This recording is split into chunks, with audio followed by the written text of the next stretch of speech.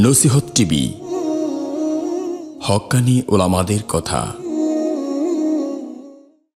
প্রিয় সুধী, আজকে যে টপিকটি নিয়ে আপনাদের সম্মুখে আলোচনা করব তা হচ্ছে জিনা।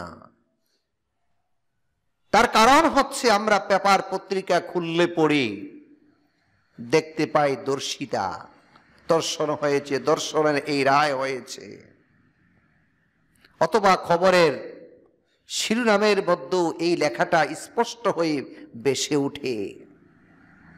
অথচ এমন একটি দেশে আমরা বসবাস করছি, যেই দেশে সবচেয়ে বেশি ইসলাম ধর্মের অনুসারী লোক, তারপরও এমন নির্লজ্জাজনক কাজ কেন হচ্ছে? তার কারণ হচ্ছে আমরা এর কুফল, এর ভয়াবহ পরিস্থিতি সম্পর্কে জানা নাই বিধায় আজ নির্বিঘ্নে মানুষ দর্শিত হচ্ছে এবং দর্শন করছে। মানুষের নৈতিকতার উন্নতির জন্য আল্লাহ সুবহানাহু ওয়া তাআলা গাইডলাইন্স হিসাবে কুরআনুল কারীম আল্লাহ পাক নাজিল করেছেন। এই জন্য আমাদেরকে কোরআনের সাথে সামঞ্জস্য রেখে জিন্দগি চালাতে হবে। যিনি কোরআনের সাথে সামঞ্জস্য রেখে, মিল রেখে জীবন চালান, ওই লোকটাই আল্লাহর পেয়ারা বান্দা এবং বান্দিতে পরিণত হয়ে যায়। প্রিয় সুধী, আমি খুতবাতে আপনাদের সম্মুখে সূরা বনী ইসরাঈলের 32 নম্বর আয়াত তেলাওয়াত করেছি। এর সংশ্লিষ্ট কিছু আলোচনা আজ আপনাদেরকে শোনাবো তাফসীর মাজহারি থেকে। আল্লাহ তাবারক তাআলা সূরা বনী ইসরাঈলের 32 নম্বর আয়াতে বলেন, ওয়ালা তাকরাবুজ জিনা, তোমরা জিনার কাছাকাছি যেও না। কাছে গেলে না সে অপকর্মটা করবে। আল্লাহ পাক নিষেধ করেছেন তোমরা জিনার কাছাকাছিও যাবে না। জিনা কি? এটা একটা আরবি শব্দ, তার অর্থ হচ্ছে অশ্লীলতা, বেহায়াপনা।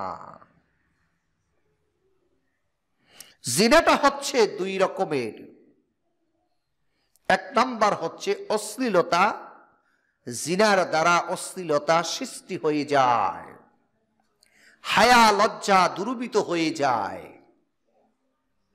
অথচ রাসূলুল্লাহ সাল্লাল্লাহু আলাইহি ওয়াসাল্লাম হাদিস শরীফের মধ্যে বলেছেন, আশরাতু নিসফুল ঈমান, লজ্জা হচ্ছে ঈমানের একটা অঙ্গ।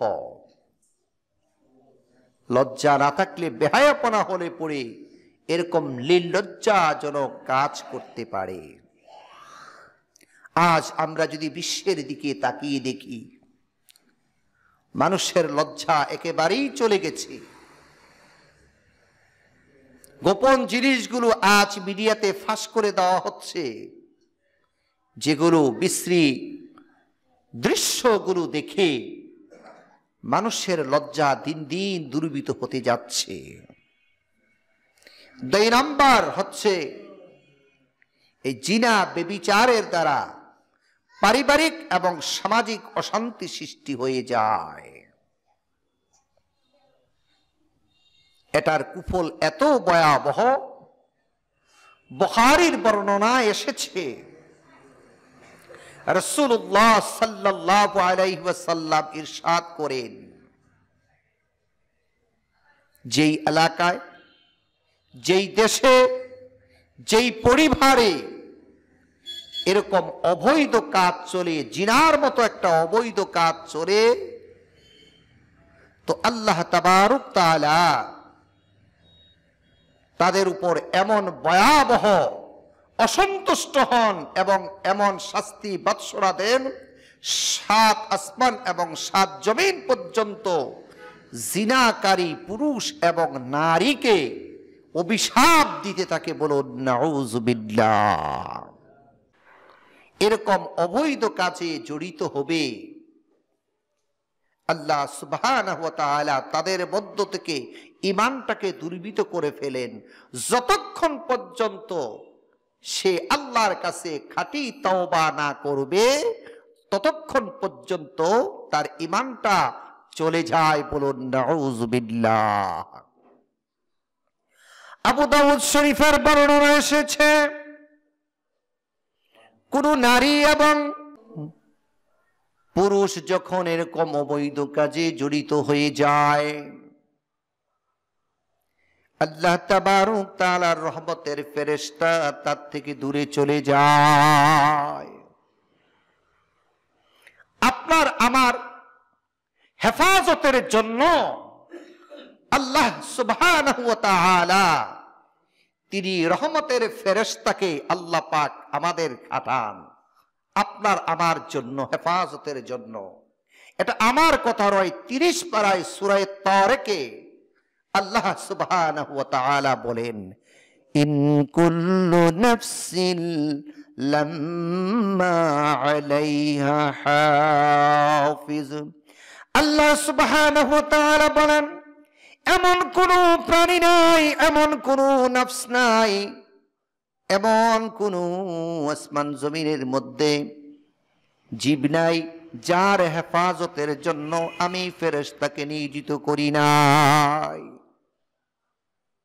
আমাদের দুই কাঁধের মধ্যে রয়েছে 2 জন ফেরেশতা, যারা আপনার আমার ভালো কর্মগুলো লেখে। এই সকাল থেকে এই পর্যন্ত আমরা অনেক কাজ করেছি, অনেক কর্ম করেছি, হয়তো কিছু ভালো করেছি, কিছু খারাপ করেছি। ভালোগুলো নেকে পরিণত হয়ে গেছে, ডান কাঁধের ফেরেশতা তিনি লিপিবদ্ধ করে ফেলেছেন, আর বাম কাঁধের ফেরেশতা গুনাহটা এখনো লেখে নাই, বান্দাকে সুযোগ দিচ্ছে সে তওবা করে কিনা। তওবা করলে মাফ হয়ে যাবে। বাম কাঁধের ফেরেশতা তিনি ততক্ষণ পর্যন্ত লেখেন না যতক্ষণ পর্যন্ত বান্দা তওবা না করে। তওবা করলে তো মাফ হয়ে যাবে, তাই তিনি লিখতে চান না। যখন বান্দা উদাস হয়ে যায়, দিন রাত যখন গফলতির মাধ্যমে কেটে যায়, তখনই তার গুনাহটা লেখা হয়। প্রিয় সুধী, আল্লাহ সুবহানাহু ওয়া তাআলা কুরআনুল কারীমের মধ্যে বলেছেন সূরা ইনফিতার, কিরামান কাতিবিনা ইয়ালামুনা মা তাফআলুন। তোমাদের জীবনের ভালো কর্ম এবং খারাপ কর্মগুলো লেখার জন্য আমি 2 কাঁধে 2 জন সম্মানিত ফেরেশতাকে বসিয়ে দিয়েছি। সুবহানাল্লাহ।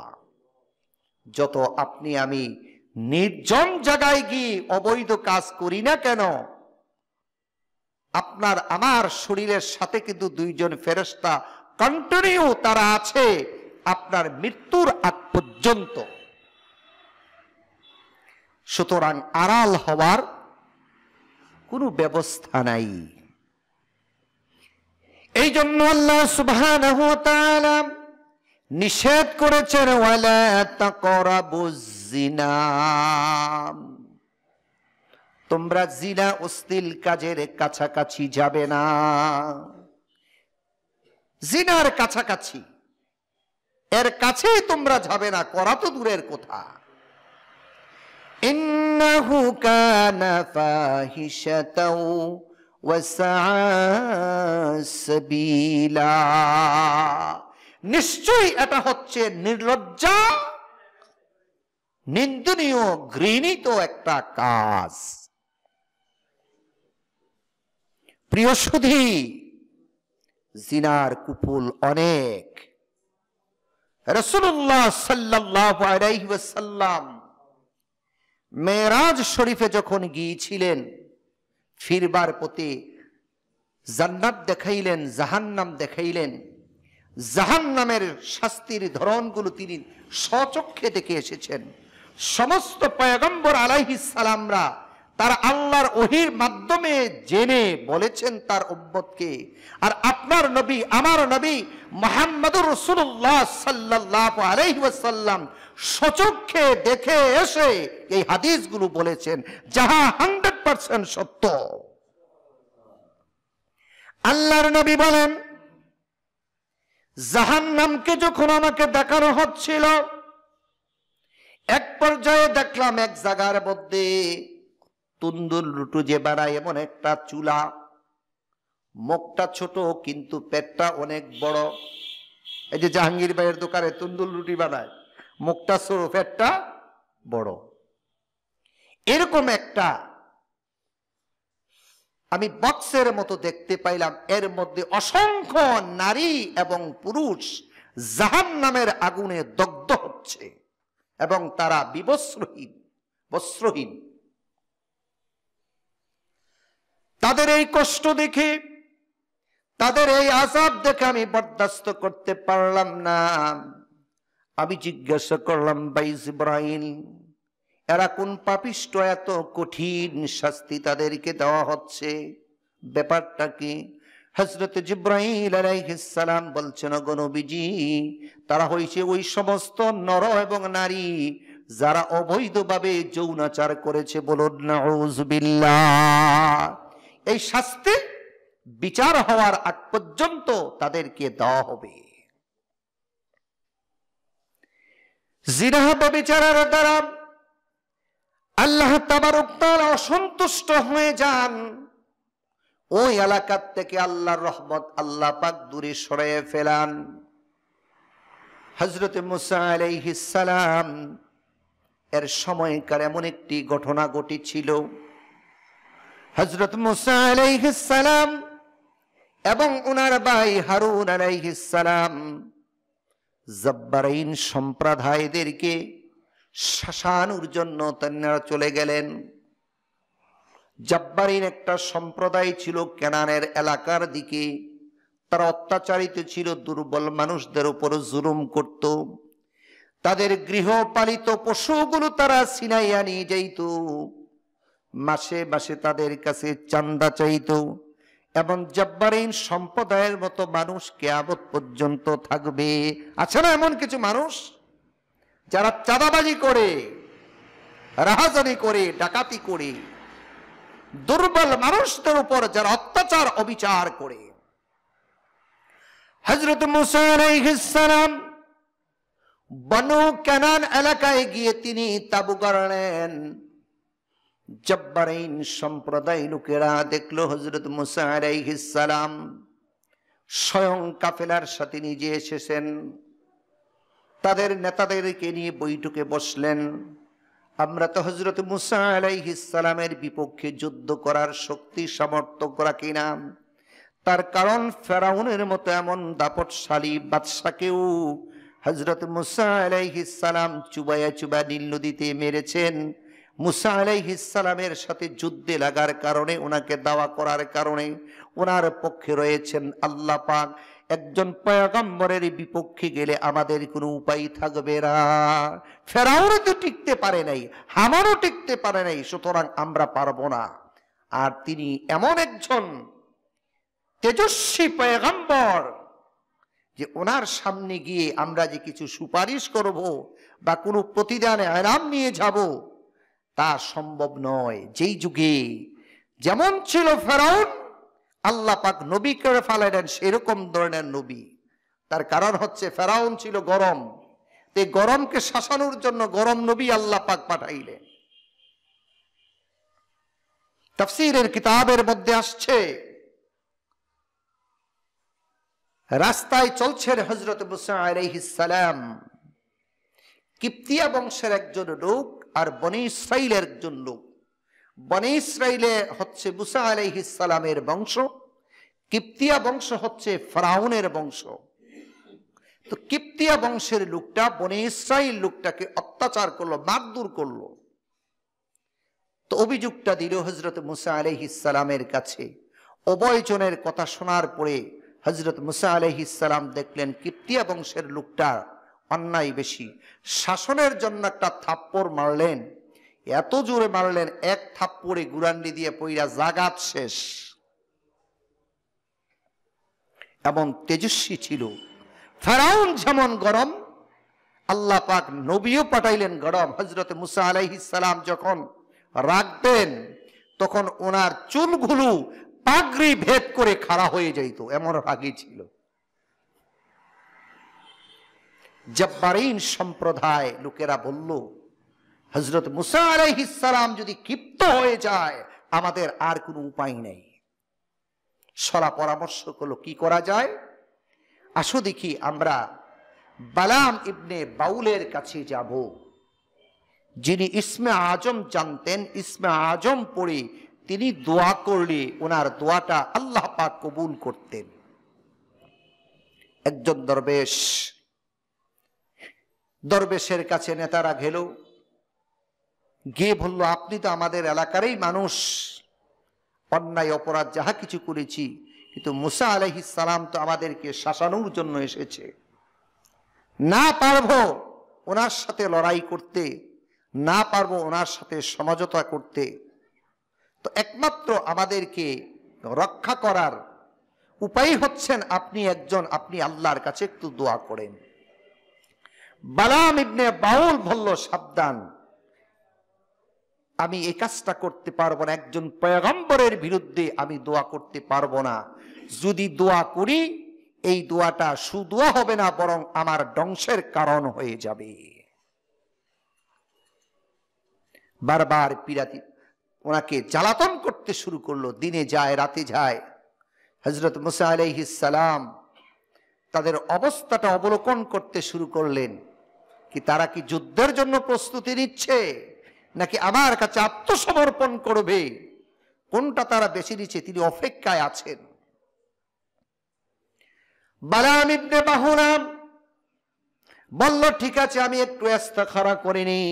বালাম ইবনে বাহুরা ইস্তেখারা করলেন। ইস্তেখারার মধ্যে তাকে কে যেন দৃশ্য থেকে বলে দিচ্ছে, রে বালাম ইবনে বাহুরা, সাবধান সাবধান, একজন পয়গম্বরের বিরুদ্ধে তুমি বদদোয়া করতে যাবে না, যদি যাও তাহলে তুমি নিজেও ধ্বংস হবে, এই জব্বারাইন সম্প্রদায়কে পর্যন্ত আমি ধ্বংস করে দেব, যেহেতু তারা হচ্ছে আমার মনোনীত।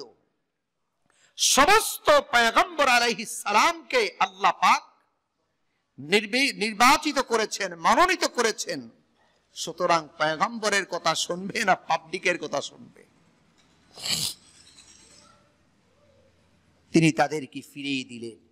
এবার নেতাদের মধ্যে একটা খারাপ চিন্তা আসলো, দেখি কিছু টাকা পয়সা অর্থ করি সোনা দানা দিয়ে একটু ঘুষ দিয়ে আনি, দেখি ওনাকে একটু রাজি করাইতে পারি কিনা।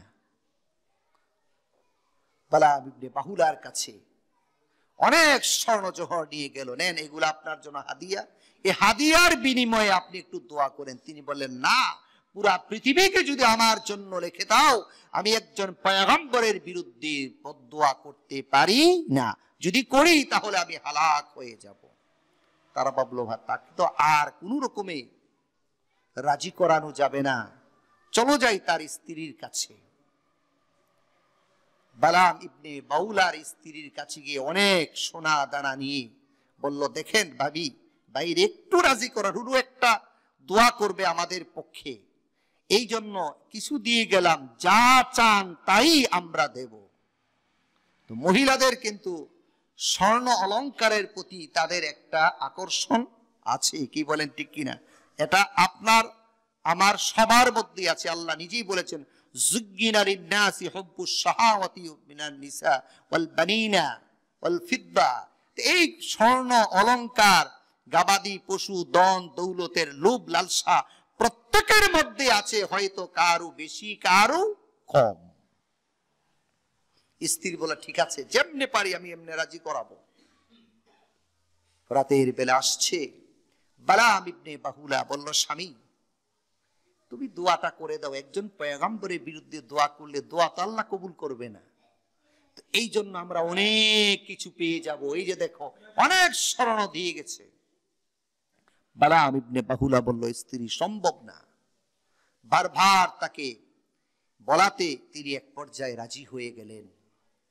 রাজি হয়ে জুস্তান পাহাড়ের দিকে পরের দিন এটা খচ্চরের উপর আরোহণ করে তিনি চলছেন। জুস্তান পাহাড়ে তিনি সাধনা করতেন।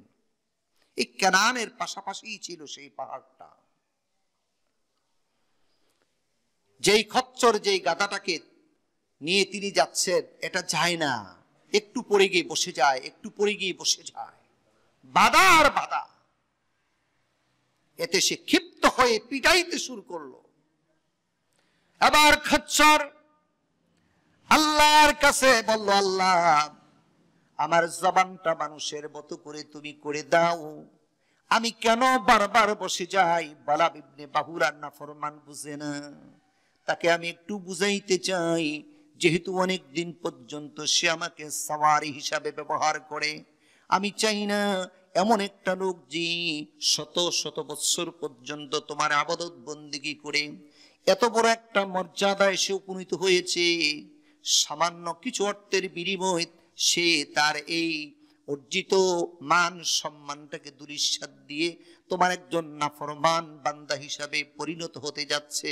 আল্লাহ আমি চাই না, আল্লাহ একটু জবানটা খুলে দাও, আমি তাকে একটু বোঝানোর চেষ্টা করি। সুবহানাল্লাহ। আল্লাহ পাক জবান খুলে দিলেন গাধার। বলে, এই বোকা বালাম ইবনে বাহুলা, তুমি কোথায় যাও? আমি যে বসে যাই কেন জানো? আমাকে ফেরেশতারা বাধা দেয়। এত সাধনা ইবাদত বন্দেগী তুমি জুস্তান পাহাড়ে করেছো, সেখানে গিয়ে একজন পয়গম্বরের বিরুদ্ধে বদদুয়া করবে, তুমি তো নিজেও ধ্বংস হবে এবং জাতিকে জাতি ধ্বংস হয়ে যাবে। আরো ক্ষিপ্ত হয়ে গেল। গাধা ছেড়ে নিজেই হেঁটে হেঁটে জুস্তান পাহাড়ে উঠলো। নিয়ম অনুযায়ী ইসমে আজম পড়ে দোয়া করছে।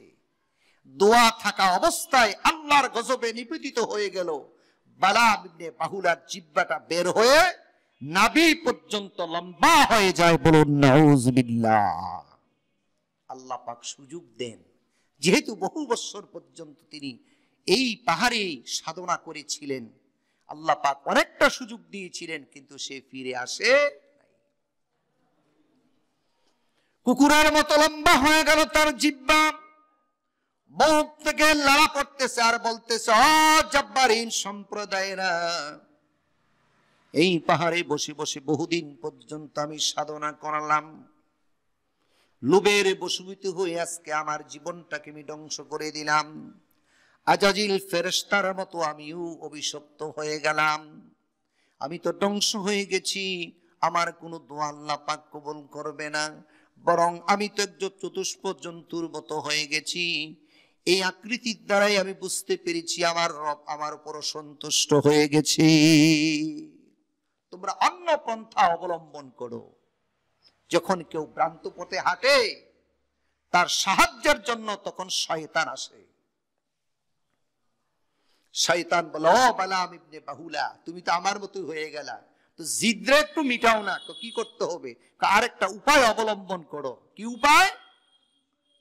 যে তুমি কাজ করো, জব্বারিন সম্প্রদায়ের নেতাদেরকে বলো, তাদের এলাকা থেকে কুমারী মেয়েদেরকে বাছাই করে করে, যারা সুস্থির সুন্দর লম্বা এমন মেয়েগুলোকে বাছাই করে তাদের হাতে কিছু পণ্য দিয়ে ফেরিওয়ালা বানাইয়া ছেড়ে দাও, তাবুতে ছেড়ে দিবে।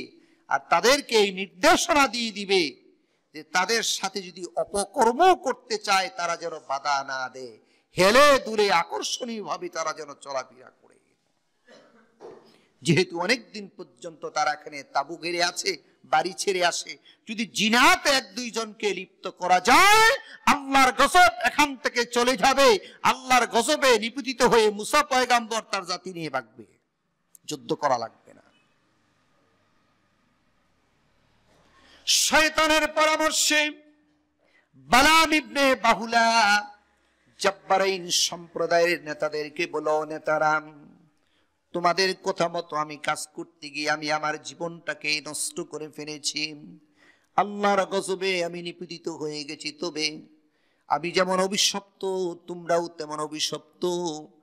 আমি যে ক্ষিপ্ত হয়ে আছি আমার রাগটা একটু দমন করার জন্য আমাকে শয়তান একটা পরামর্শ দিয়েছে। এই পরামর্শ অনুযায়ী যদি তোমরা কাজ করো, তোমরা সাকসেস হতে পারবে। কি পরামর্শ দিয়েছে? বলল, তোমাদের এলাকার সুন্দরী মেয়েদেরকে বাছাই করো, বাছাই করার পরে আকর্ষণীয় পোশাক পরিধান করাইয়া কিছু পণ্য দ্রব্য বিক্রি করার জন্য তাদেরকে তাঁবুর মধ্যে ঢুকাইয়া দাও। তারা পণ্য বিক্রি করা তাদের উদ্দেশ্য থাকবে না, তাদের উদ্দেশ্য থাকবে জিনা ব্যভিচারিতে লিপ্ত করা। আর যদি জিনা ব্যভিচারিতে যদি কাউকে লিপ্ত করাতে পারো, আল্লাহর গজবে তারা ধ্বংস হয়ে যাবে। যেই এলাকায়, যেই সমাজে, যেই পরিবেশে, যেই দেশে জিনা ব্যভিচারী চলে, ওই দেশের প্রতি, ওই সমাজের প্রতি, ওই পরিবারের প্রতি আল্লাহর রহমত থাকে না, আল্লাহর রহমত দুর্বৃত হয়ে যায়। তাই নাকি? সহজ উপায় বের করলো, নির্বাচিত করলো অনেকগুলো মেয়েকে, আকর্ষণীয় পোশাক পরিধান করাইয়া ছেড়ে দিল। কিছু পণ্য বিক্রি করতেছে, যেমন অনেক মহিলারা চায়ের কাপ, পিরিচ, প্লেট, এগুলো তারা বিক্রি করে ফেরিয়ালার মতো, ঠিক কিনা বলেন? এরকম বিক্রি করার জন্য তারা ভিতরে চলে গেল। চলে যাওয়ার পরে তাদের অবস্থা দেখে একজন আকৃষ্ট হয়ে গেল, একজন নেতা, তার নাম হলো জমজম। সে একটা সুন্দরী মেয়ের হাত ধরে হযরত মুসা আলাইহিস সালামের কাছে গিয়ে, মুসা পয়গম্বর, অনেকদিন বাড়ি থেকে আমি এসেছি, এই মেয়ের সাথে দৈহিক মিলন করতে চাই, তোমার শরীয়ত কি বলে? মুসা আলাইহিস সালাম বলে, নিষেধ। ওয়ালা তাকরাবুজ জিনা ইন্নাহু কানা ফাহিশাতান ওয়া সাআ সাবিলা। জমজম রে, জিনা তো দূরের কথা, তার হাতটা ছেড়ে দে, জিনার কাছাকাছি যেও না। নিশ্চয়ই এটা হচ্ছে নির্লজ্জাজনক একটা কাজ, আর এই কাজে যদি জড়িত হয়ে যাও, তোমার সাথে আমরাও আল্লাহর গজবে নিপতিত হয়ে যাব। সে বলল, আমি মানি না।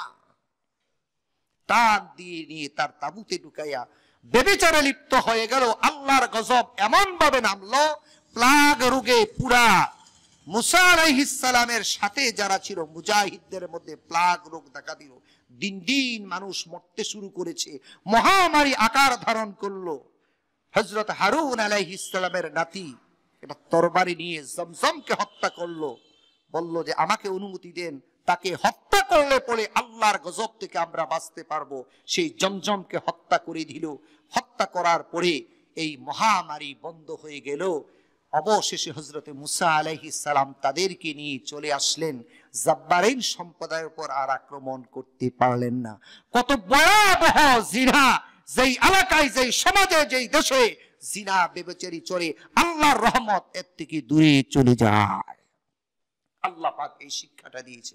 এই জন্য আমরাও বেঁচে থাকবো, আমাদের সন্তানাদি যাতে করে এই সমস্ত নিন্দনীয় গর্হিত কাজে যেন জড়িত হতে না পারে, এই জন্য আমাদের এই দিকে খেয়াল রাখার দরকার।